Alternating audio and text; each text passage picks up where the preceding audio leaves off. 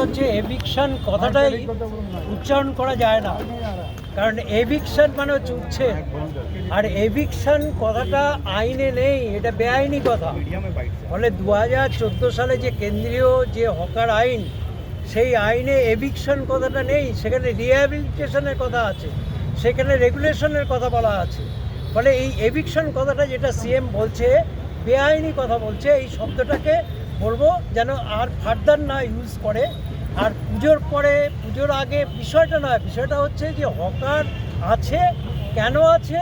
আজকে চাকরি নেই, খেতে পাচ্ছে না, কোনো শিল্প নেই, তাই বাধ্য হয়ে আছে। আজকে যদি চাকরি হয়, শিল্প হয়, তাহলে হকাররা কেন রাস্তায় বসে থাকতে যাবে?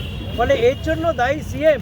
সে আজকে এটা সুষ্ঠু সমাধান যদি করতে চায়, তাহলে শিল্প গড়ুক, আজকে বিভিন্ন জায়গায় চাকরির ক্ষেত্র সুযোগ হোক, তাহলে হকাররা তারা চলে যাবে, তারা তো এখানে রাস্তায় কেন বসে থাকবে? ফলে এটা সিএমকে নিজেকে বুঝতে হবে। ট্রেনের উপরে হকারদেরকে ওঠা নিষেধ, ভিখারিদেরকে ওঠা নিষেধ, তারপরে একটা সিঙ্গার হয়ে গান গেয়ে টাকাটা মানুষ ওকে দিত, ওরা সব বন্ধ করে দিয়েছে। ওরা চাইছে কি আমাদের পেটে লাথি মারা হয়েছে। কী বলছেন এটা? প্রথমত হচ্ছে যে যা করছে এই 4 তারিখে মে মাসের পরের থেকে যা করছে সরকার, সবকটা বেআইনি কাজ করছে, সংবিধান বিরোধী কাজ করছে। আজকে যারা স্টেশনে হকারি করতেন, যাদের স্টেশনে যারা ব্যবসা করতেন, বা গাড়িতে ঘুরে ঘুরে যারা ব্যবসা করতেন, হকারি করতেন, এইগুলো তাদের রাইটস। আপনার সংবিধান রাইটস দিয়েছে বেঁচে থাকার, সংবিধান রাইটস দিয়েছে রাইট টু লাইভলিহুড।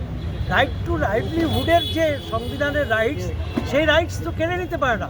ফলে আজকে যে বিজেপি সরকার এসছে ক্ষমতায়, সেটা আজকে বুলডোজার সরকার হিসাবে পরিচিত হচ্ছে। ফলে সে আজকে সংবিধান বিরোধী কাজ করছে।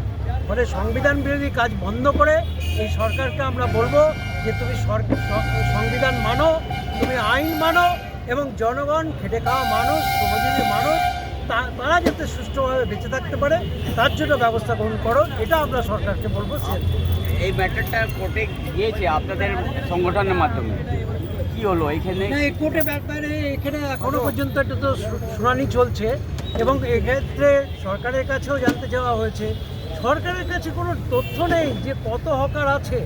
সরকার বলতেই পারছে না যে গোটা কলকাতাতে কত আছে, কারণ অ্যাকচুয়ালি 2014 যে আইন, তাতে যেটা আছে যে ভেন্ডিং কমিটি হবে, ভেন্ডিং কমিটি সার্ভে করবে গোটা শহরে, সেই শহর ভেন্ডিং কমিটিটাই তো তৈরি হয়েছিল, যেটা একটা নামকেও আসছে, তাতে ইউনিয়নের প্রতিনিধিদের নেওয়া হয়নি। তারা তাদের মতো করে একটা সার্ভে করেছিল, যে সার্ভেটা ইনকমপ্লিট। ফলে আমরা মনে করি যে এখনও আইন মানা হোক, আইন মেনে ভেন্ডিং কমিটি সে আজকে সার্ভে করুক যে কলকাতা শহরে কোথায় কোন হকাররা রয়েছে, সেই সার্ভে অনুযায়ী তাদেরকে রিহ্যাবিলিটেট করুক বা লাইসেন্স দিক, পরিচয়পত্র দিক, যেগুলো আইনে আছে সেগুলো করুক। আইন মানছে না হচ্ছে এই সরকার। ফলে আমরা বারবার বলবো যে আমরা বরঞ্চ কোনো হকার বেআইনি নয়, কোনো হকার বেআইনি কর্মকাণ্ড করছে বলে আমরা মনে করি না। যেটা বেআইনি কর্মকাণ্ড করছে সেটা হচ্ছে সরকার। সরকার আইন মানুক, সংবিধান মানুক, এটা আমরা আশা করি। ওরা রেজিস্ট আছে কি আমি তুলবই হকারদেরকে? না, সেটা তো ধরুন সে জেদ ধরতেই পারে, যে কোনো সরকার সে রিজিট হতে পারে, কিন্তু এত সহজ নয়।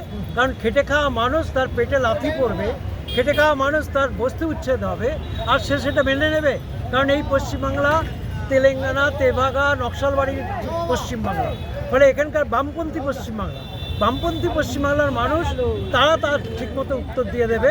যদি তারা জোর করতে চায়, তাহলে তার উত্তর এই মানুষই সে নিতে তারা দেবে। Thank you. এই কথা মূল কথাটা